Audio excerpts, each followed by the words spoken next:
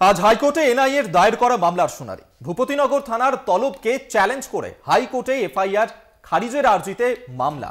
মঙ্গলবারই মামলার অনুমতি বিচারপতি জয় সেনগুপ্তের। আপনাদেরকে আরো একবার জানিয়ে রাখবো, আজ হাইকোর্টে এনআইএর দায়ের করা মামলার শুনানি রয়েছে এবং আপনারা জানেন যে ভূপতিনগরের যে ঘটনা ঘটেছিল সেই ঘটনাতেই এবার ভূপতিনগর থানার তরফ থেকে যে তলব করা হয়েছিল এনআইএর এক আধিকারিক সহ আরো দুজনকে, এবং সেই ঘটনাতেই এবার হাইকোর্টে এনআইএর দায়ের করা যে মামলা তারই শুনানি রয়েছে।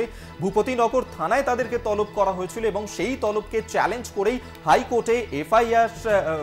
হাইকোর্টে যাওয়া হয় এবং এফআইআর খারিজের আর্জিতেই মামলা। মঙ্গলবারই মামলার অনুমতি দিয়েছিলেন বিচারপতি জয় সেনগুপ্ত। আজ সেই মামলারই শুনানি রয়েছে।